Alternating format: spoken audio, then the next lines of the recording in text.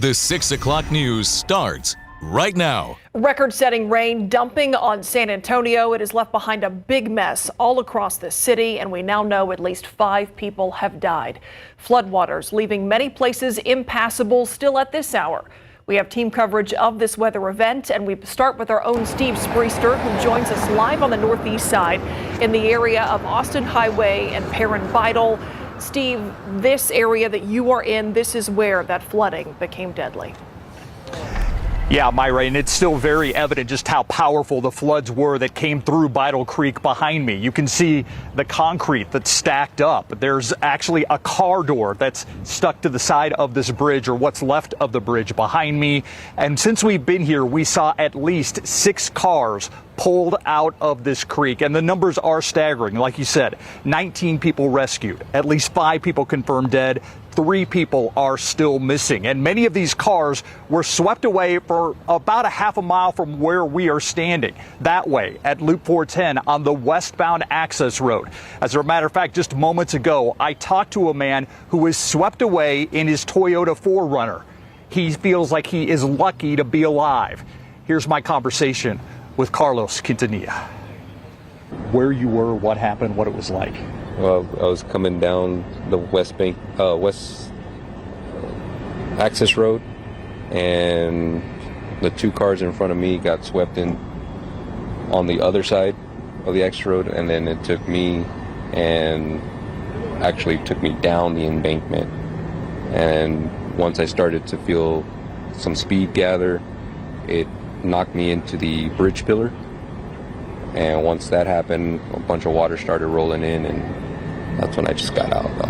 And I just swam for it. I was tumbling in the water and found a tree behind a church that I just grasped onto, and yeah, I was blessed. I mean, is it hard for you to wrap your head around what happened this morning? Yeah, on the way here, back here, because we're actually trying to find my phone. Because as I was traveling, I hit a pole on my side and I just let it go. So that's why we came back. But on the way here, I was just trying to process the entire situation. What kind of car were you in? I was a green 99 Toyota 4Runner. And it swept that 4Runner away like nothing. Yeah. I mean, honestly, I was underwater most of the time, so I don't even know.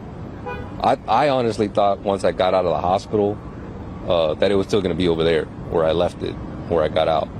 But my wife, who called my brother, said, "Hey, I think I see his truck flipped over somewhere." And I'm like, that's when it started to click, how bad it was. And yeah, he found came here looking to find his truck and hopefully his phone. But as you can imagine, Carlos says he is just lucky. He feels very lucky to be alive. And he came down here with his wife, who said she was sleeping. He did go to the hospital to be checked out after he was rescued from that tree that he held on to for dear life. And those are the kind of stories that you're hearing today. People who lived and people who didn't have anything to hang on to. We're going to have more of those stories coming up live here along Perrin Vital. By the way, they are reopening this road now between Loop 410 and Austin Highway on Perrin Vital. We're at Perrin Vital and Vicar.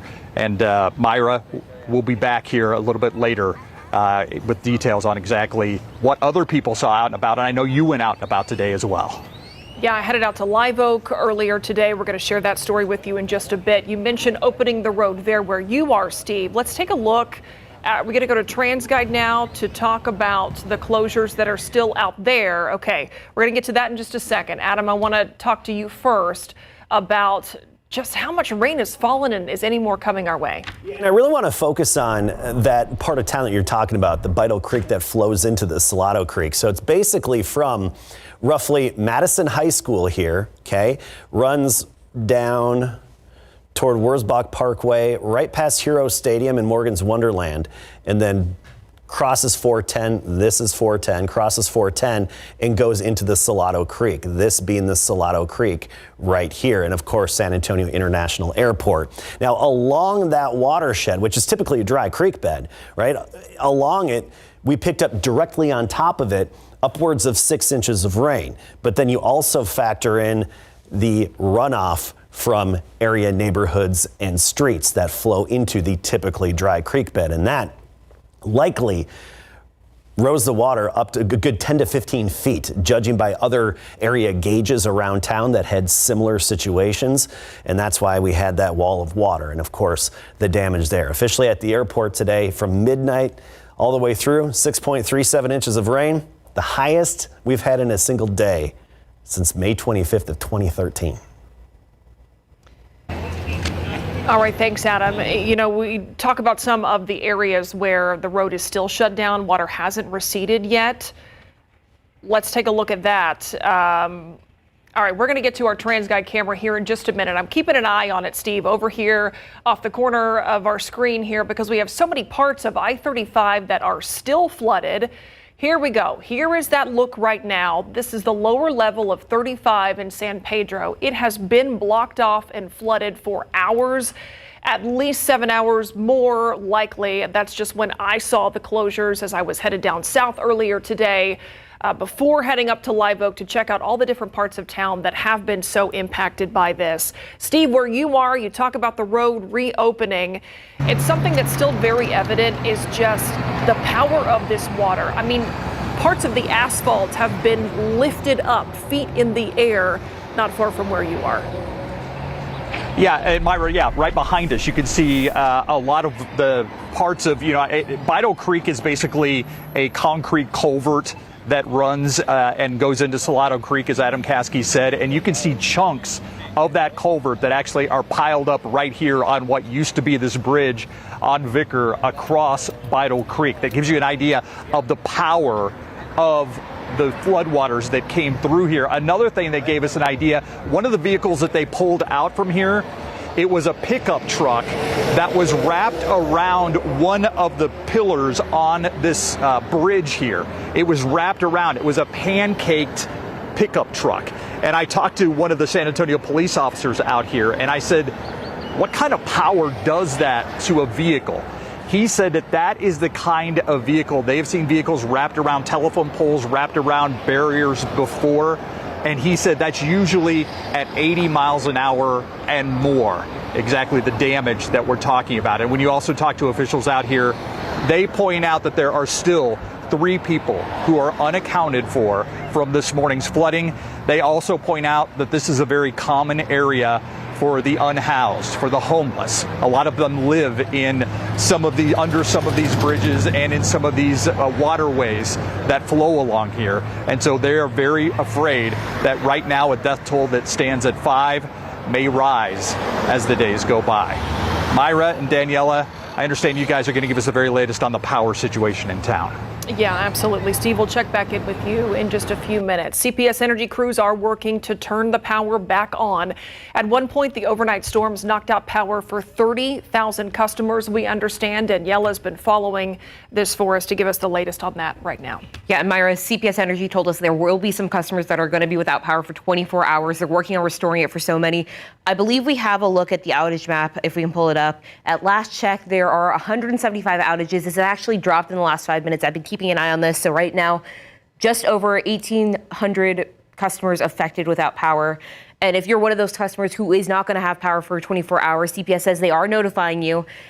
And as for, I want to show you some video because lightning and strong winds, those were a big factor overnight. CPS says that these outages have been all across the city. You saw there on that map, it's all over town. They've been prioritizing cleaning up down power lines. And after that, they move on to restoring outages impacting the most customers. Biggest advice for one is again, I would say some patience as we work through the restoration efforts. It may seem kind of slow at first, but it's unknowns that we have out there when we have a big storm like this. So we do maintain safety of our crews first. Now, we did ask CPS Energy what part of town is expected to have those longer lasting outages. They didn't have a direct answer for us, but we have been keeping an eye on that map like we just showed you. A good portion of them are on the north side, but of course, we still don't know what part of town is going to have those outages that are going to last more than a day. Yeah, we'll certainly keep tabs on that and bring everybody an update. Thanks, Daniela. Thank you.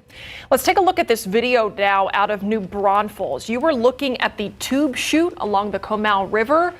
Looks more like rapids. today. So the chute is closed. Comal County said the river is moving at almost 2,000 feet per second with poor visibility, and there's all kinds of debris in the water. The county says they'll re-examine things tomorrow morning to see about reopening. In the Live Oak area, at least 9 homeowners woke up to water pouring into their houses today. They live on Shin Oak Drive, that is right next to all that construction that's going on near I-35 and 1604. They believe that construction around their homes caused the water to pour into their houses. I went out to that neighborhood to see what they're dealing with today. 3 inches in my house when I got here. And you can see when you step down, it's just, it is absolutely everywhere. I just bought my first ever living room furniture. You said you've lived here decades and this has never happened. Never. Not even from the ditch have I ever had it come into my house. I've been here 23 years. What do you think caused all this? I don't think they had the drainage planned properly for the highway construction. And there's this new pickleball that's going through. It used to be a big field. There are 9 homes that I know of, plus some behind me. Our houses have all been flooded out. And your daughter is your neighbor? My daughter, she just moved out of this house. It was coming up through this bookshelf right here on the end. Gosh, yeah, look at all this It's stuff. coming up through the walls. I have so much water in my brand new dryer that I literally just had delivered Monday. No. Yes, it was coming up through the baseboards over there. So you're convinced as well that this was a result of the construction Absolutely. at 1604 and 35? Absolutely, and especially that pickle hall being built, because there's rocks from their stuff in my backyard. Everything that's even being built on the other side of the highway. All of that was just land, so the water had somewhere to go. And now it has nowhere to go. There is a large drainage ditch behind several of these homes, but the homeowners I talked to don't believe that that's where the water came from because of how the debris was scattered in their homes. What's done is done. It's Mother Nature. It's Mother Nature, but It's Mother you Nature. wish somebody else was doing their part too. I do. I wish the city did more planning. I've been calm so far, and I'm just going to give God the glory on that one. They have a lot of work to do in that neighborhood. Now, in response to neighbors' claims, TxDOT sent a written statement today saying, quote, there was a significant amount of rainfall in a short period of time overnight and this morning. The I-35 construction project has not impacted or altered the existing drainage facilities near Shin Oak Drive. Our project team will look into this further, end quote. Lots more to come here at 6 o'clock, including a look ahead at the weekend. A local influencer, Stephanie Guerra, will share her puro pics of some puro San Antonio things to do this weekend still to come. And a city contract with Canines for Warriors ending early. Dylan Collier breaks down the years-long controversy next.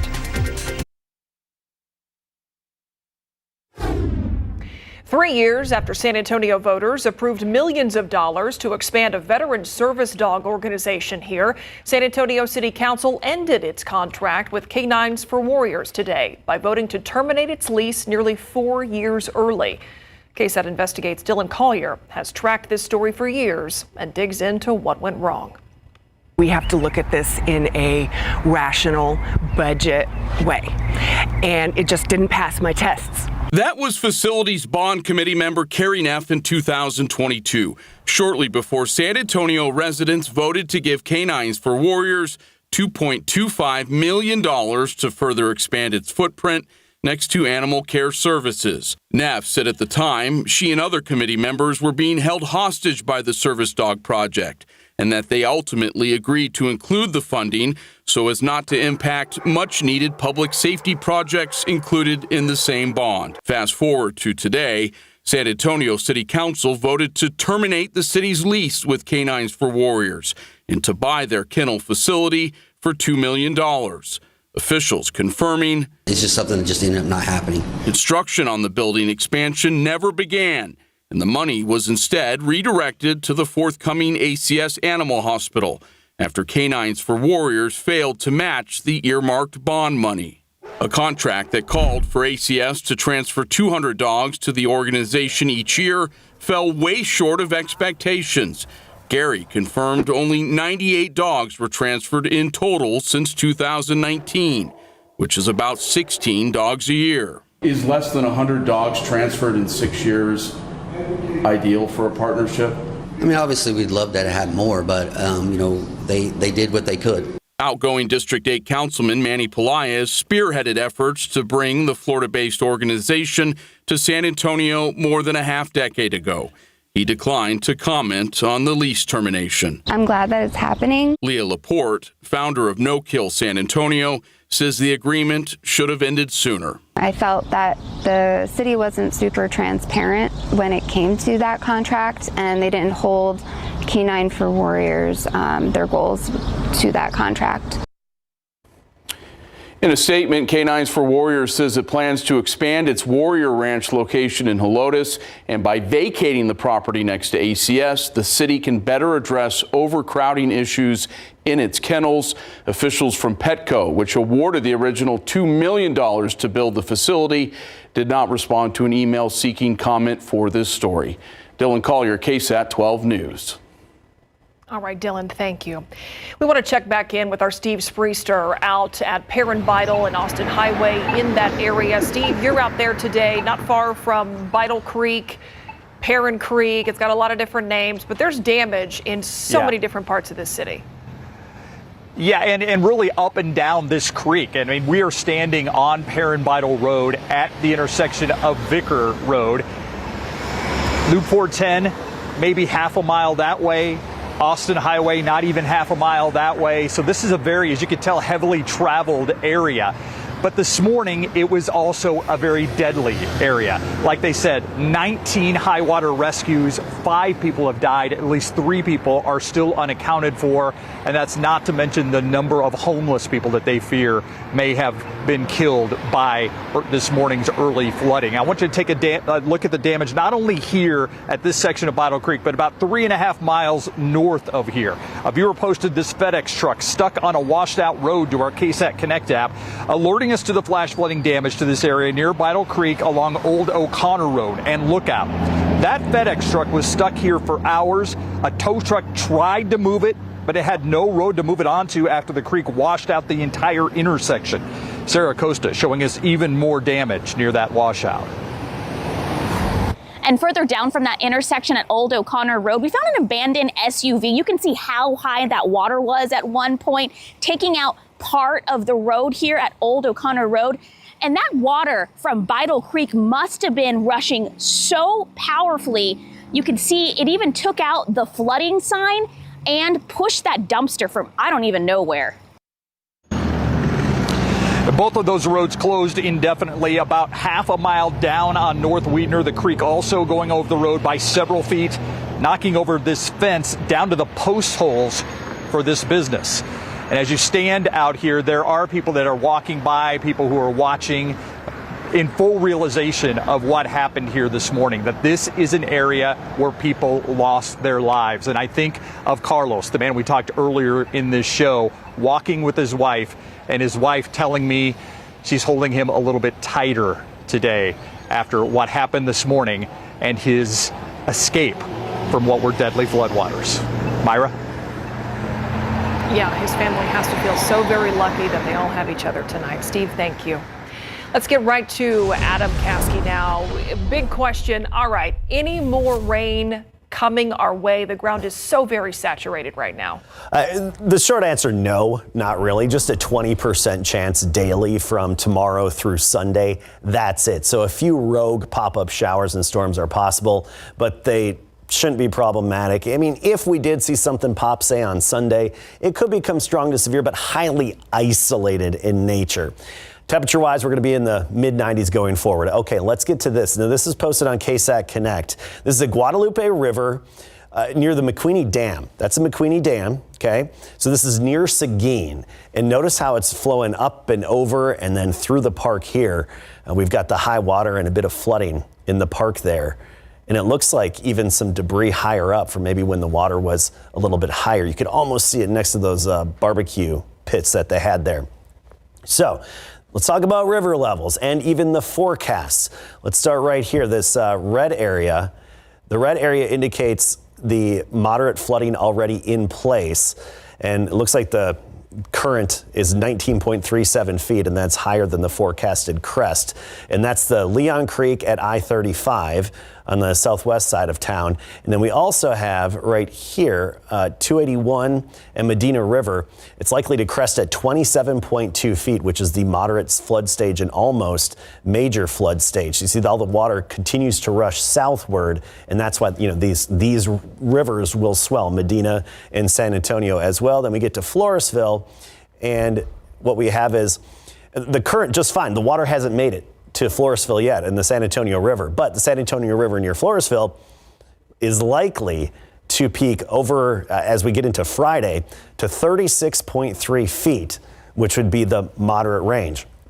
Guadalupe River, it's flowing more than it has in a while due to the recent rainfall and even above the average for the day. The Guadalupe River at Spring Branch, remember Spring Branch itself got over 6 inches of rain last night.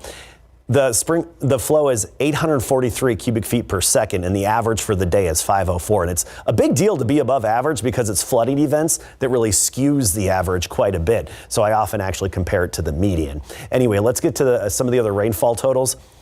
Purples are 6 inches or more of rainfall. Coastal plain, parts east of town, and especially from Medina County eastward all the way into Helotes, we had these bullseyes of 7 to 8 inches of rain. And these are verified by some backyard rain gauges that were overflowing and that could hold 7 inches of rainfall.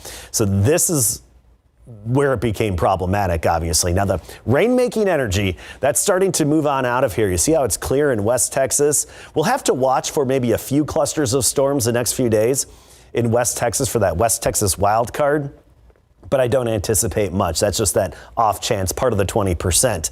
Newest drought monitors in. Here's the biggest point, the point with this. It does not include the recent rainfall. Coming up at 6:45, I'll show you how much rain has fallen in this area and how that could impact the drought monitor next week. We'll be back with more and even some Puro Picks. Is that coming up? Some lighter news coming your way in just a bit.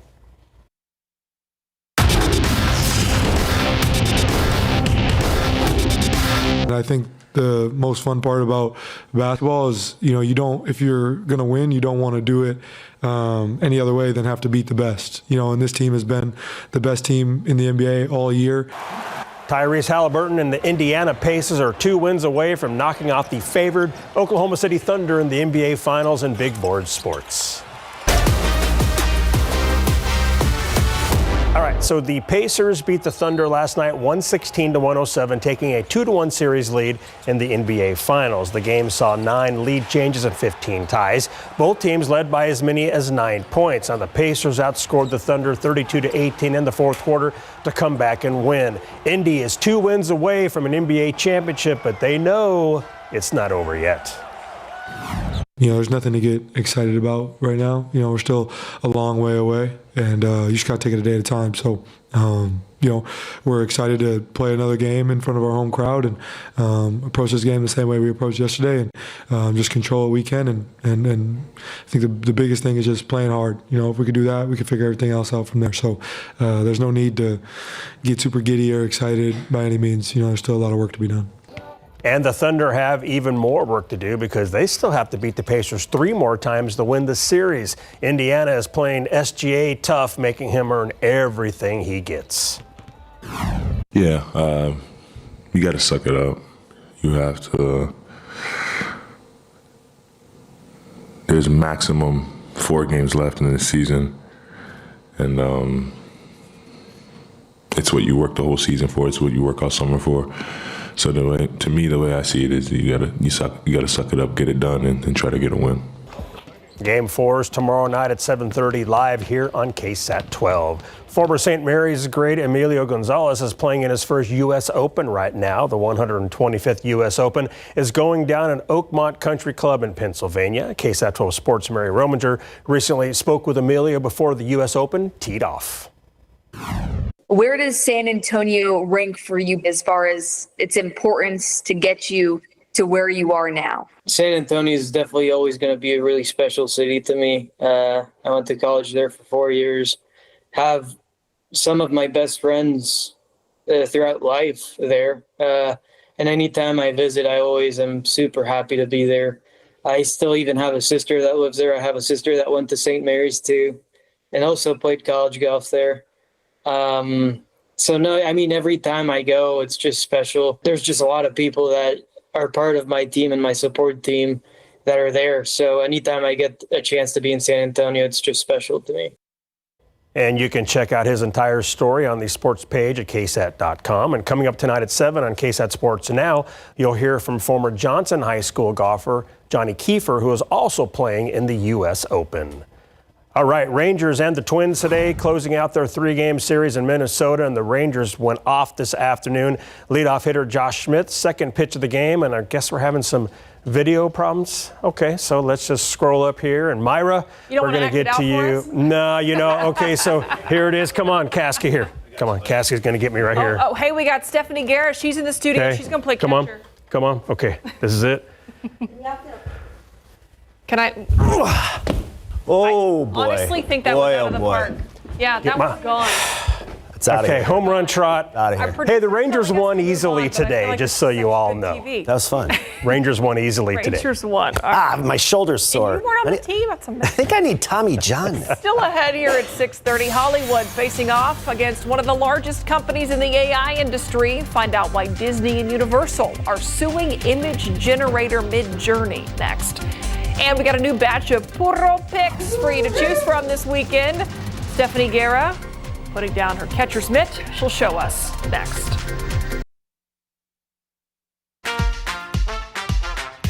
All right, let's start thinking about the weekend, shall we? Time for Puro Picks with Stephanie Guerra giving us the rundown on things so San Antonio to go check out and enjoy. Thanks for being here. Oh, I'm so happy to be here, and I'm tired from playing baseball with these guys over here. I know, right? Put you to work today. Okay, so first up, we have a Puro Pride comedy show. Yes, I love the name of this event, of course. We love everything Puro here at KSAT. But this is a comedy show with a local comedian, AJ Rivas. So he's headlining. This is his first Puro Pride headlining show at the Empire Theater right downtown. He's got amazing, great local comments. It's also Pride Month, right? So all the comedians are coming out to have a great time. There's tickets still available. Doors open at 7 and the show is at 8. But if you follow AJ Rivas on social media, he has some really hilarious skits, like he's Selena all the time. Like, it is really funny to watch him, and just now to see how he's got his own headlining show. It's going to be fun tomorrow night. That's awesome. All right, the next event, Kasky's been very excited about this. Shakira, she's in town. So we know it's a fun one, and I know we try to normally talk about the local underground events, but Shakira, right? It's a big deal. Yeah. Let's talk about it. Something I'm really excited about. If you check out my social media and the Alamo Dome social media this week, something new is Via Park and Ride is going to offer free park and ride from Brooks tomorrow to this concert. So that's the first time that they've done this. They're also going to open the Frost Bank Center as a park and ride shuttle service. That one's the regular price, $1.30. But, we've seen a lot of online chatter about parking at the Alamo Dome and prices and congestion. So I think this is really cool of Via and the Alamo Dome and the city to work together to help more people get downtown. I think there's going to be 50,000 people there. Wow. So hopefully Adam will be one of them. Hopefully I'll be one of them. 2001 with Kasky. Okay, for something completely different, we have Big Texas Terror to talk about. Yeah, so I think this is a brand new event from the folks over at Big Texas Comic Con. So they're having a terror weekend right in the middle of summer. It's a convention for horror fans. I think it's really cool because the celebrity guests are all people that I grew up watching horror movies with. So all the people from Scream, like David Arquette, Skeet Ulrich, then Juliette Lewis is going to be there. Danny Trejo, the Lost Boys cast members will be there, Mira Sorvino, people from Evil Dead, and then, of course, all the young modern horror shows and movies that are out right now. But great way to spend time with the family. Of course, they have photo ops, maybe great Father's Day gifts. That's in the convention center. And then obviously we want people to attend because we want it to come back next year. Yeah, for sure. Okay, speaking of Father's Day, if your dad likes cars, we got something for you there. I love that San Antonio always has a car show. So there's always a, this is actually the 14th annual Father's Day car show at Wonderland of the Americas. So do you want to take your dad, your families? If your dad has a really cool car, he can enter in the contest for $25 to showcase the vehicle, cars, trucks, lowrider bikes, all of those things are welcome, motorcycles. But fun for the whole family. It's free, 10 a.m. to 2 p.m. So you can get your Father's Day plans out of the way early if you want to.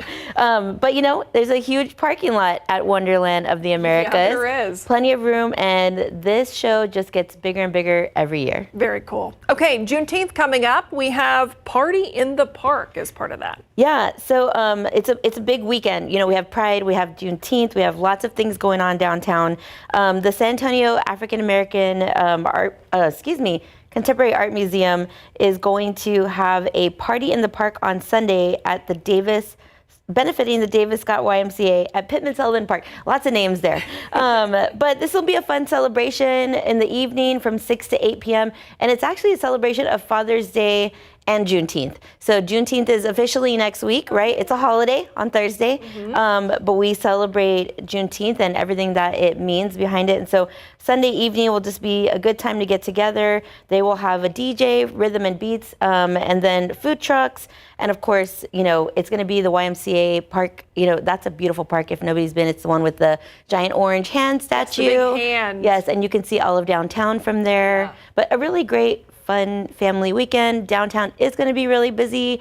I'm just encouraging everyone to be safe, you know, look out for everything that's going on downtown, and plan ahead. You know, give yourself that extra time, plan ahead. Yeah, anytime you're headed downtown, that's a good idea. Stephanie, thanks for being here. Yes, thanks for having me. We'll see you next week. Have a great weekend. We'll be right back. A major legal showdown brewing between two Hollywood studios and an artificial intelligence company. Disney and Universal sued AI photo generation company Midjourney, alleging copyright violations. The movie company said that Midjourney trained its AI models on their intellectual property, claiming it generates images featuring their copyright-protected characters. They're seeking up to $20 million in damages and an order that would stop Midjourney from generating the images in the future. This marks the first time major Hollywood studios have sued an AI company. Back here at home, let's take a look outside with live cam. Thankfully, the sun's shining now, blue skies out there, a whole lot of humidity, and hopefully, Adam, a chance for us to dry out. Yeah, we didn't think we'd be saying those words, right?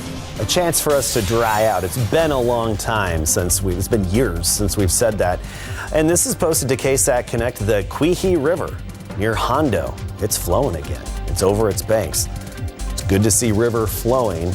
And earlier I broke down the Guadalupe River, how many cubic feet per second it was flowing at. And it's even above average right now, is average for the day in Spring Branch. All right, we're going to be back to talk about one lonely shower off to the west and an update on the lakes and reservoirs. Were they impacted in just a bit?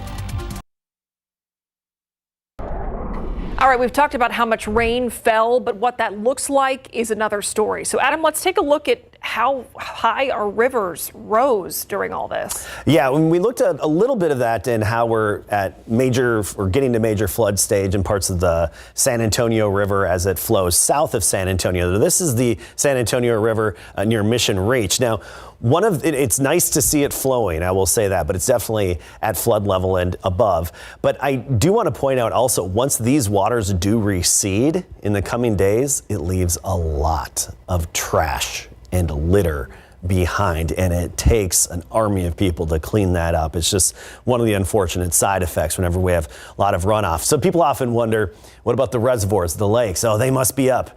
Not really, because what needs to happen first is for the ground to become fully saturated. And remember, a lot of what falls on the ground goes into the area aquifers, the Trinity Aquifer, Edwards Aquifer, and more. And so far, as of just a few minutes ago, there's a 6-inch change compared to yesterday. Canyon Lake, Medina Lake, a 6-inch change. Now, they may rise a little bit more as more runoff flows in, probably gain a little bit more, but it's not like completely changing those area reservoir and lake levels. Let's talk about the aquifer. Of course, it's great to get the rain in the contributing zone here in the hill country, but especially in the recharge zone. This is the sweet spot where the water really impacts the aquifer level the most, and it goes right in. And then you look at just the rain over the past 24 hours, and you see how we have these reds and purple areas. That's between 4 and 7 inches of rainfall directly over the aquifer recharge zone, which is great. So the recharge zone outlined in black, everything between the black lines is what essentially goes almost directly into the aquifer. Near Helotes, about 7 inches of rain. Up into the Stone Oak area, 4 to 5 inches of rain. You know, when you drive on some of the roads off on the north side, it'll say entering Edwards Aquifer Recharge Zone, right? Sensitive area. That's what we're talking about. It's really, we need the rain, especially right on that area. Okay, not much left out there right now. One little shower off to the west in the hill country has really come to an end. You see the lightning has even stopped. You go to the southeast, there's a little bit of activity down there, but nothing significant. I want to show you one more time just how much rain fell over the past 24 hours. And the purples are more than 6 inches of rain. I mean, this is very significant, especially that swath in northern Bexar County. But I don't want to forget down south as well. Lytle, Divine, Natalia. Divine on KSAT Connect. We have a lot of field flooding going on, standing water on the fields down there. Okay, I mentioned this earlier. Drought monitor's in, no big changes compared to last week because this drought monitor does not take into account the recent rainfall. Any rain since 7 a.m. Tuesday will be accounted for in the next drought monitor that we get next week.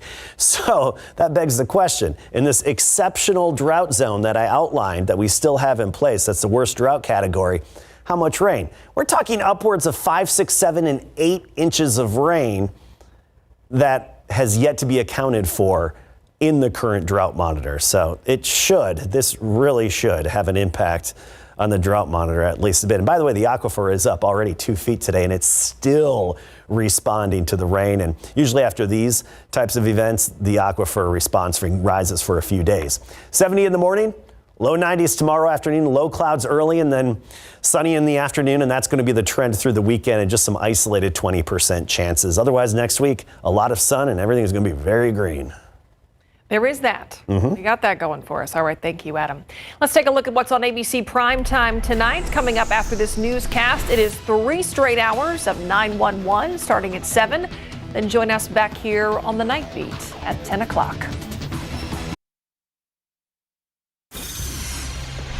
Just a few minutes away from 7 o'clock, and that is when our streaming show KSAT Sports Now starts. Let's go to Larry Ramirez in the newsroom to talk about what's ahead tonight. Hey, Larry. Yeah, hey, Myra. So we've got a lot to talk about, and we're going to lead off with Peter J. Holt, Spurs managing partner. He sat down today with our RJ Marquez for about 37 minutes talking all things San Antonio Spurs, and one of the hot topics, of course, the new arena that the Spurs want downtown. But today, Peter J. Holt is going to talk to RJ about Pop's decision to step aside as the head coach and turn things over to Mitch Johnson. And does he feel the Spurs have to win now? Do they have that type of pressure? He's also going to talk about that. In the world of golf, Johnny Kiefer from Johnson High School and Baylor is playing in the 125th U.S. Open. We'll let you know how he is doing as he chases a major in a very, very tough field. We're also talking the NBA Finals, and the San Antonio Missions have a new promo coming next week. And if you want to hear our newsroom meow, tune in tonight at 7 on KSAT Sports Now. Myra, back to you. Larry, that is what we call burying the lead. Should have led with that. You're right, I probably should have. Thanks, Larry. We'll be right back. It's nice to see the Guadalupe flowing strong. I mean, at Spring Branch, 843 cubic feet of water per second. You know, it's a volume that we're measuring here, not necessarily a speed. And then you get to New Braunfels, and it's even at 394. This is good to see. Now this, some of that's flown into Canyon Lake. So far, it's up 6 inches. We'll keep monitoring it, but I don't anticipate a huge jump in the lake level, just a little bit of a boost. All right, Adam, thank you. Still some areas with water on the road. We're still looking at I-35 in San Pedro, water on those lower levels. Be careful out there. We'll see you back here on the Night Beat at 10.